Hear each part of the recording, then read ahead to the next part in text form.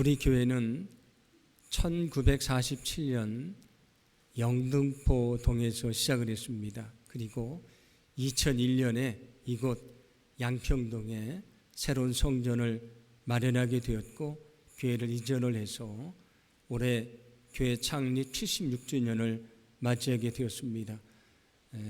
한국의 개신교가 선교가 된 것이 138년이 됐는데 그 138년이라는 시간 속에서 74년 동안 있었던 교회는 아주 오래된 교회 중에 하나입니다.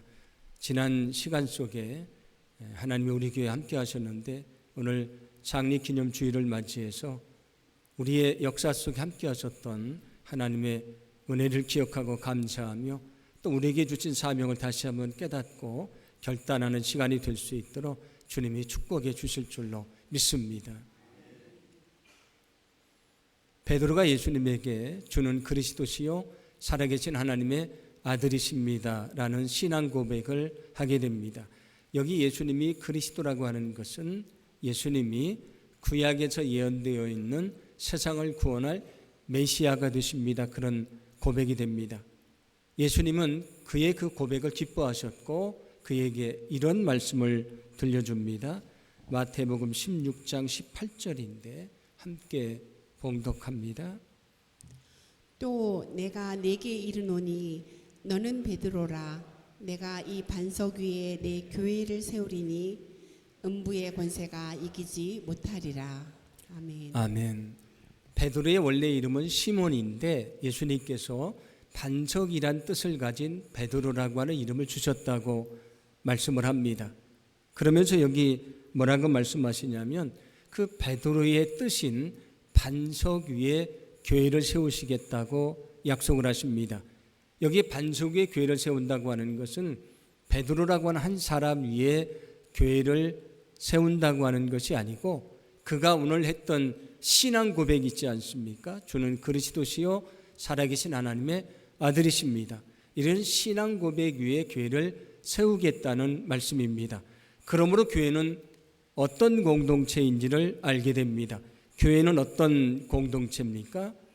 예수님을 그리스도로 고백하는 사람들의 공동체입니다. 우리가 영등포 제일교회라고 하는 하나의 교회로 모이게 된 것도 우리가 예수님을 그리스도로 고백을 하기 때문입니다. 그래서 그 신앙 고백 위에 이 교회가 세워졌다는 말씀입니다. 그러면 오늘 성경에서 약속하셨던 교회를 세우시겠다고 하셨던 주님의 약속은 언제 이루어지게 되었던 것인가? 예수님께서 승천하시기 전에 다시 한번 성령을 보내주실 것을 약속을 하십니다. 그리고 10일 후에 그날은 오순절이었는데 성도들이 마가의 다락방에 모여서 기도하다가 성령을 체험하게 되었습니다. 그 성령 체험의 역사에 대해서 이렇게 말씀을 하는데 오늘 우리가 봉독한 말씀 앞에 있는 4절 말씀인데 함께 봉독합니다. 그들이 다 성령의 충만함을 받고 성령이 말하게 하심을 따라 다른 언어들로 말하기를 시작하니라. 아멘. 아멘. 120여 명의 성도들이 마가의 다락방에 모여서 열심으로 기도할 때에 그들에게 성령이 임하는 역사가 있었습니다. 그런데 오늘 성경을 보시면 그때에 그들이 다른 언어로 말하기 시작했다고 말씀을 합니다. 여기 다른 언어는 방언을 말합니다. 고린도전서 14장을 보시면 거기도 방언에 대한 말씀이 나오는데 고린도전서 14장에 나오는 방언은 우리가 알아들을 수 없는 영적인 언어를 말합니다. 그런데 오늘 사도행전 2장에 나오는 방언은 그 방언을 말하는 것이 아니고 외국어를 말하는 것입니다. 거기 있었던 성도들이 외국어로 말했다 그런 얘기입니다. 우리가 잘 아는 대로 유다 백성들이 바벨론에 의해서 멸망을 당하게 됩니다. 그리고 많은 사람들이 바벨론의 포로로 잡혀갑니다. 근데 바벨론에만 포로로 잡혀간 것이 아니고 그때 많은 백성들이 여러 곳에 흩어져서 살게 됩니다. 그렇게 흩어진 유대인들을 디아스포라 유대인이라고 얘기를 합니다. 그런데 오랜 시간이 지나니까 유대인이기는 한데 먼 이국 땅에서 태어나서 그 나라 언어를 배우고 성장을 합니다. 그러니까 원래 유대인들의 모국어는 히브리어인데 히브리어보다는 자기가 살고 있는 지역의 언어가 더 익숙한 언어가 됐습니다. 한국인들 중에서도 미국에 태어난 사람들이 있지 않습니까? 오랫동안 거기 살다 보니까 한국말보다는 영어가 더 익숙한 것처럼 히브리어보다는 자기가 살고 있는 지역의 말이 더 익숙해졌다, 그런 얘기입니다. 그런데 그들이 유대인이기 때문에 오순절을 지키려고 예루살렘에 왔습니다. 그들이 예루살렘에 왔을 때에 거기 성도들에게 성령이 임하게 됐고요. 그들이 방언을 말하기 시작합니다. 이 방언은 외국어라고 말씀드렸는데, 그래서 각지에 흩어져서 여러 가지 언어를 구사하며 살아가던 유대인들이 그 성도들이 말하는 그 다양한 언어들을 이해를 하기 시작을 했습니다. 외국어로 말하기 시작을 했고 그들은 자신들이 알고 있는 언어로 그 복음을 듣기 시작했다는 것이 오늘 성경의 말씀입니다. 오늘 5절부터 8절은 그것을 자세하게 말씀을 하는데 함께 봉독합니다. 그때에 경건한 유대인들이 천하 각국으로부터 와서 예루살렘에 머물러 있더니 이 소리가 나매 큰 무리가 모여 각각 자기의 방언으로 제자들이 말하는 것을 듣고 소동하여 다 놀라 신기하게 여겨 이르되, 보라, 이 말하는 사람들이 다 갈릴리 사람이 아니냐? 우리가 우리의 각 사람이 난 곳 방언으로 듣게 되는 것이 어찌 됨이냐? 아멘. 각지에 흩어져 살고 있었던 유대인들, 여러 가지 언어를 쓰는 사람들인데 그들이 예루살렘에 왔습니다. 그런데 성도들이 성령을 체험하고 방언을 말하기 시작하는데 들어보니까 자기들이 쓰는 언어로 말하기 시작하는 것입니다. 그래서 그들이 복음을 듣게 됐다고 말씀을 합니다. 그런데 그들이 보고 놀랬다고 하는 것은 그 사람들은 갈릴리 사람들인데 그 당시 갈릴리 사람들은 교육의 혜택을 받지 못하고 살았습니다.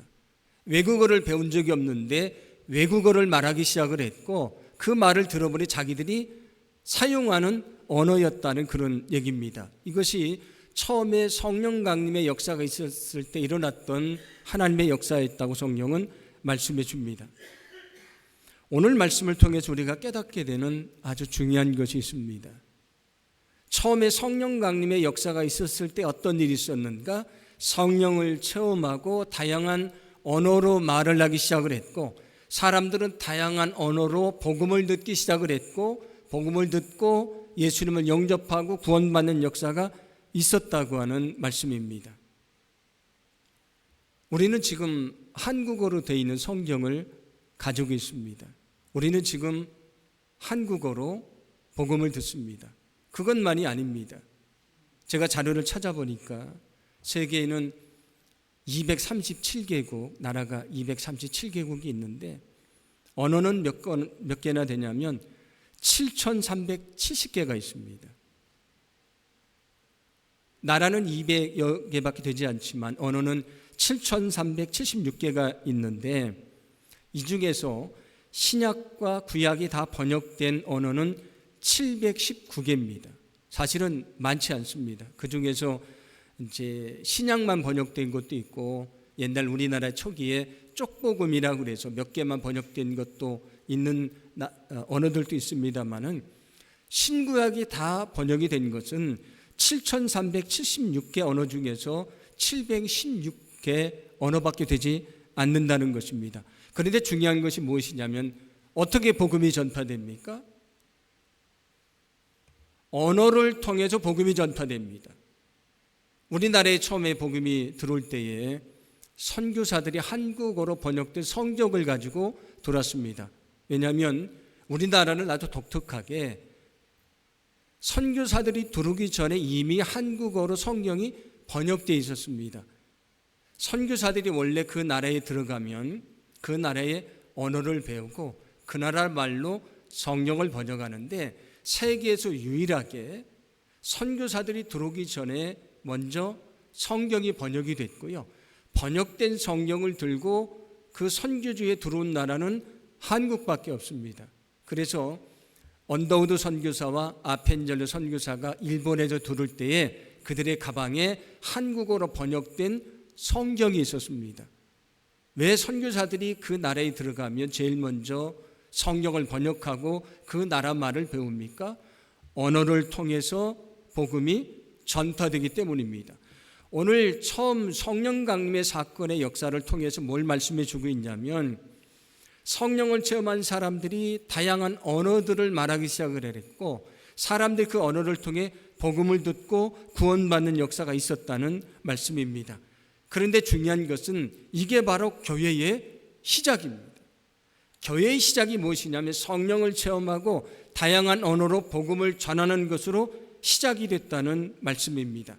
그래서 예수님이 약속하셨던 내가 베드로의 신앙 고백 위에 교회를 세운다는 약속이 이루어지게 되었다는 것을 오늘 성경은 말씀해 주고 있습니다. 오늘 성경을 통해 우리가 중요한 것을 깨닫습니다. 교회는 어떻게 시작이 됐는가? 성령을 체험하고 다양한 언어로 복음을 전하고 사람들은 다양한 언어로 복음을 들으면서 마음의 문이 열리고 예수님을 영접하는 구원의 역사로 시작이 되었다는 말씀입니다.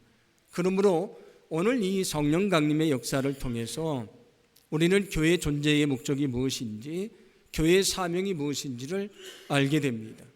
처음 교회가 성령 강림을 통해서 복음을 전하고 영혼 구원의 역사로 시작이 됐던 것처럼 교회에게 주어진 사명이 무엇인가? 그것은 복음을 전함으로 영혼을 구원하는 것임을 믿으시기를 바랍니다. 복음을 전파해서 영혼을 구원하는 것이 교회의 사명입니다.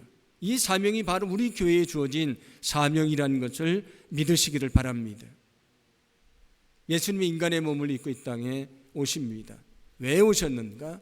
우리가 잘 알고 있는 요한복음 3장 16절은 이렇게 말씀을 합니다. 함께 봉독합니다.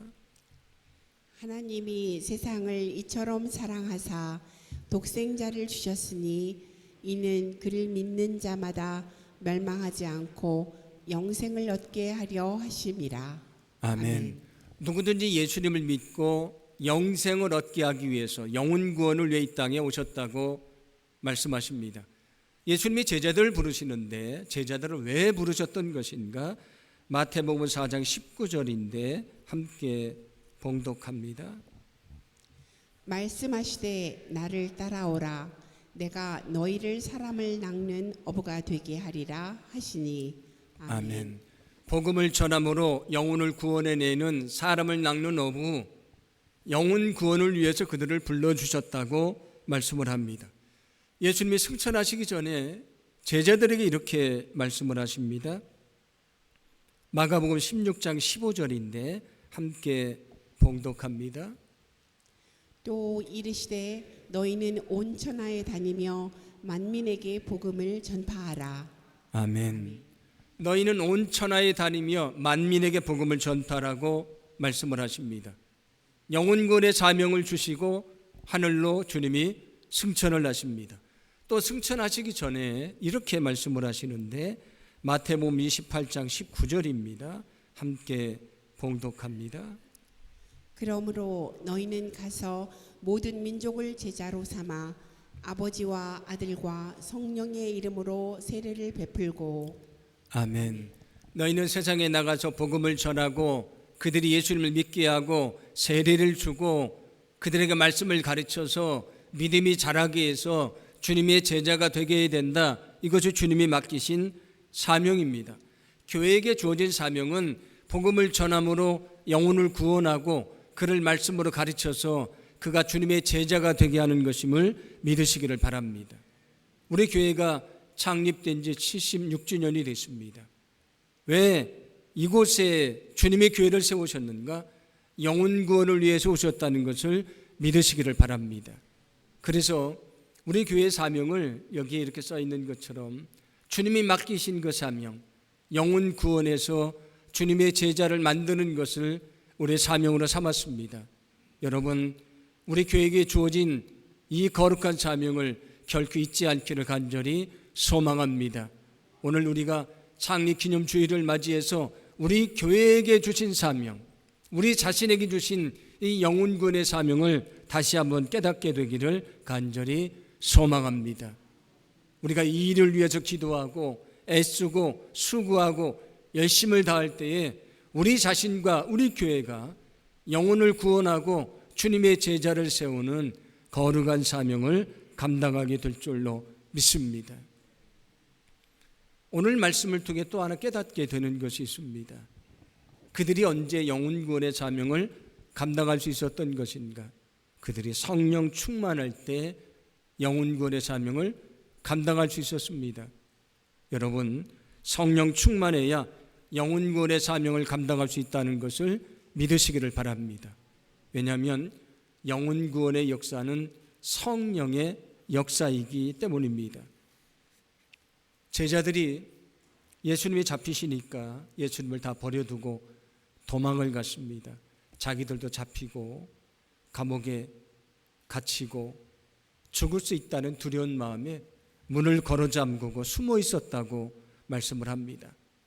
그런데 그들이 성령을 체험한 다음에 어떻게 됐습니까? 문을 박차고 나가서 그들이 예수님을 전하기 시작을 합니다. 14절 이하의 말씀을 보시면 베드로가 성령을 체험한 다음에 사도들과 함께 복음을 전하기 시작을 하는데 그날 그의 복음을 듣고 하루에 3,000명이 예수님을 믿게 됐다고 말씀을 합니다.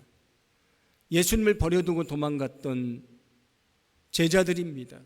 베드로는 예수님을 3번이나 부인했던 사람입니다. 그런데 어떻게 그들이 그런 놀라운 구원의 역사를 이룰 수 있었던 것인가? 성령의 능력을 체험했기 때문입니다. 여러분, 영혼 구원의 역사는 우리의 지혜나 지식이나 능력으로 되는 것이 아니고 성령의 역사인 것을 믿으시기 바랍니다.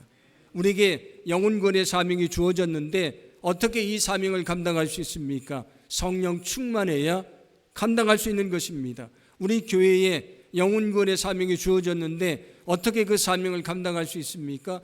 성령 충만해야 감당할 수 있는 것입니다. 그래서 예수님은 승천하시기 전에 제자들에게 이렇게 말씀을 하십니다. 사도행전 1장 8절인데 함께 봉독합니다. 오직 성령이 너희에게 임하시면 너희가 권능을 받고 예루살렘과 온 유대와 사마리아와 땅끝까지 이르러 내 증인이 되리라 하시니라. 아멘. 너희가 예루살렘과 유다와 사마리아와 땅끝까지 이르러 복음의 증인이 되어야 된다. 그런데 어떻게 복음의 증인이 될 수 있는가? 너에게 성령이 임하시면 능력을 받게 될 것이다. 능력을 받으면 너희가 복음의 증인이 될 것이라고 말씀해 주셨습니다. 여러분, 우리는 성령 충만해야 된다는 것을 믿으시기 바랍니다. 120여 명의 성도들이 마가의 다락방에 모여서 열심으로 기도하다가 성령 충만하게 됐고 교회가 시작이 된 것처럼 우리 교회가 열심으로 모이는 교회요, 모일 때마다 믿음으로 기도하는 교회요, 그래서 성령 충만한 교회요, 영혼 구원의 사명을 감당하는 능력 있는 교회가 되기를 간절히 소망합니다. 여러분 자신의 성령 충만을 위해서, 우리 교회의 성령 충만을 위해서 늘 기도하시기 바랍니다. 그때에 우리가 성령 충만하게 될 것이고 우리 교회에게 맡기신 거룩한 사명, 영혼을 구원해서 주님의 제자를 세우는 거룩한 사명을 감당하게 될 줄로 믿습니다. 성도들이 성령을 체험한 다음에 복음을 전파하기 시작을 합니다. 그런데 어떻습니까? 스데반은 복음을 전하다가 돌에 맞아 죽었습니다. 사도 야고보는 칼에 맞아서 죽었습니다. 사도들은 잡히고 감옥에 갇혀서 고문을 당합니다. 성도들은 그 박해를 피해서 흩어질 수밖에 없었는데 흩어지는 성도들이 어떻게 했는가? 사도행전 8장 4절인데 함께 봉독합니다. 그 흩어진 사람들이 두루 다니며 복음의 말씀을 전할세. 아멘. 그들은 흩어지면서 포기하지 않은 것이 있었습니다. 멈추지 않는 것이 있었습니다. 그것은 뭐냐면 복음을 전하는 것입니다. 생명의 위협 속에서도 복음 전하는 것을 멈추지 않았습니다. 포기하지 않았습니다. 왜냐하면 그 사명은 생명을 내걸고 감당해야 될 주님이 맡기신 사명이기 때문입니다. 사도 바울이 복음을 전하다가 나중에 단도대에서 목이 잘려서 죽습니다. 사도 바울이 목이 잘려서 죽게 되는데, 그러나 저는 그런 이런 고백을 한 적이 있습니다. 사도행전 20장 24절인데 함께 봉독합니다. 내가 달려갈 길과 주 예수께 받은 사명 곧 하나님의 은혜의 복음을 증언하는 일을 마치려 하면은 나의 생명조차 조금도 귀한 것으로 여기지 아니하노라. 아멘. 복음을 위해서 자기 생명조차 귀한 것으로 여기지 않겠다고 말합니다. 왜냐하면 그 사명은 생명을 걸고 감당해야 될 사명이기 때문입니다. 주님도 우리를 살리려고 저 십자가에 달려 죽으시지 않았습니까? 그렇다면 우리에게 주어진 이 사명을 위해서 우리도 바울처럼 우리의 생명을 내걸고 이 거룩한 사명을 감당하는 믿음의 삶을 살아가야 될 줄로 믿습니다. 포기할 수 없는 사명이고요, 멈출 수 없는 사명이고 외면할 수 없는 사명입니다. 우리가 믿음으로 이 사명을 애쓰고 수고할 때에 반드시 거기에 영혼 구원의 열매가 있게 될 줄로 믿습니다. 시편 126편 5절을 보시면 이런 말씀이 나옵니다. 함께 봉독합니다. 눈물을 흘리며 씨를 뿌리는 자는 기쁨으로 거두리로다. 아멘. 아멘. 눈물을 흘리며 씨를 뿌리는 자는 기쁨으로 거둔다고 말씀을 합니다. 우리가 눈물 흘리며 한 영혼을 위해서 기도하고 그를 구원하기 위해서 우리가 사랑으로 섬겨주고 우리가 복음의 씨를 뿌릴 때에 반드시 그 영혼이 주님 앞으로 돌아오는 귀한 역사가 있게 될 줄로 믿습니다. 여러분의 마음속에 품고 있는 VIP들을 위해서, 전도 대상자들을 위해서 오늘 말씀처럼 눈물 흘리며 기도하기를 소망합니다. 주님이 나를 위해 자신을 다 내어주셨던 것처럼 그렇게 사랑하기를 간절히 소망합니다. 담대한 믿음을 가지고 복음을 전하기를 소망합니다. 그때에 우리의 눈물과 우리의 기도와 우리 열심이 헛되지 아니하고요, 반드시 거기 구원의 열매가 맺혀지게 될 줄로 믿습니다. 제가 얼마 전에 수요 저녁 기도에 말씀을 전하면서 씨 뿌리는 자의 비유에 대한 말씀을 통해서도 말씀을 드렸던 말씀인데, 우리가 복음을 전한다고 모든 사람이 다 그 복음을 받아들이지 않습니다. 어떤 사람의 마음은 길가와도 같고요, 어떤 사람의 마음은 돌짝밭과도 같고, 어떤 사람의 마음은 가시떨기와도 같습니다. 우리가 열심히 복음을 전하고 그를 위해 기도하는데 그 마음의 문이 쉽게 열려지지 않습니다. 그래서 우리가 실망하고 우리가 낙심할 때가 있지 않습니까? 그런데 우리가 포기하지 말아야 되는 이유가 있습니다. 어떤 사람의 마음은 길가와도 같고 돌짝밭과도 같고 가시떨기와도 같지만 우리가 열심히 복음을 전하는 가운데에 좋은 땅과 같이 마음이 열려진 자를 만나게 되기 때문입니다. 우리가 그에게 복음을 전할 때에 그가 예수 그리스도를 믿고 구원받는 거룩한 역사가 있게 될 줄로 믿습니다. 그리고 지금 그들의 마음이 길가와도 같고요, 돌짝밭과도 같고 가시떨기와도 같이 움직이지 않지만 우리가 기도하고 그를 위해 열심으로 살아가고 복음을 전할 때에 하나님이 정하신 때에 성령이 역사하셔서 그 마음, 그들의 마음이 좋은 땅과 같은 마음이 될 것이고요, 거기에 복음의 씨가 뿌려져서 열매를 얻는 귀한 역사가 있게 될 줄로 믿습니다. 하나님이 이곳에 교회를 세우신 이유가 있습니다. 영혼을 구원하라고 세우셨습니다. 우리를 불러주신 이유가 있습니다. 영혼을 구원하라고 불러주셨습니다. 우리에게는 영혼 구원의 사명이 주어졌습니다. 여러분, 우리에게 주어진 이 영혼 구원의 사명을 결코 잊지 않기를 간절히 소망합니다. 우리가 살아가는데 가장 큰 관심이 영혼 구원이 되기를 원합니다.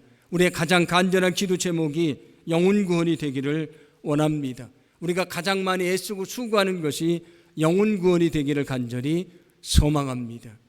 우리의 그 기도와 우리의 사랑과 우리의 열정과 포기하지 않는 열심을 통해서 반드시 주님께서 영혼 구원의 기쁨을 얻게 해 주실 줄로 믿습니다.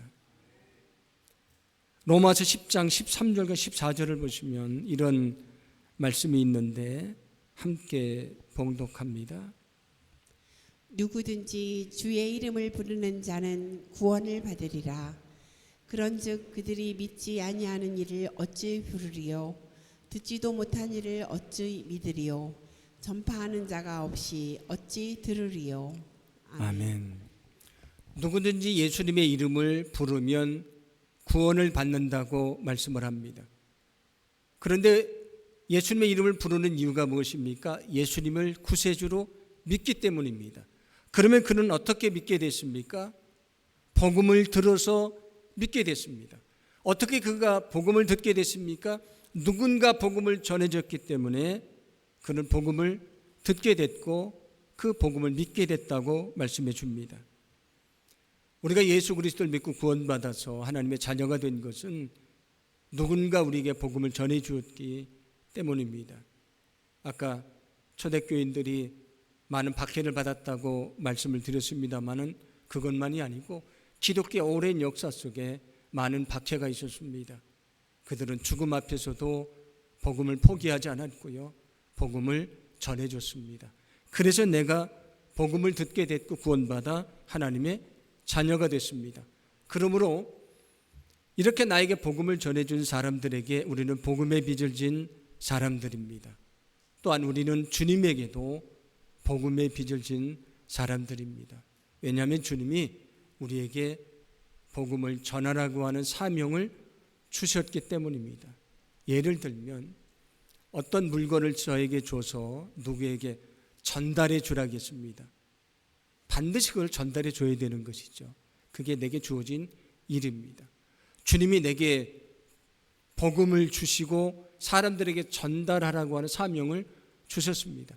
내가 지금 가지고 있는 이 복음은 반드시 전해야 되는 것이고 이 복음이 내가 세상 사람들에게 전해야 될 주님이 내게 주신 사명이고 주님이 내게 주신 복음의 빚이라고 하는 것입니다.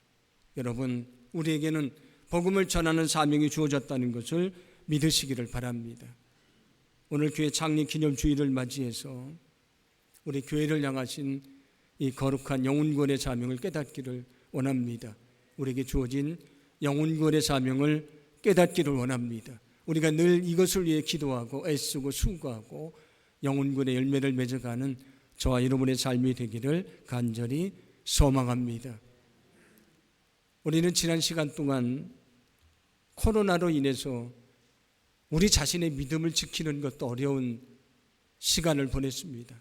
많은 사람들이 코로나 시대를 거치면서 믿음이 연약해졌습니다.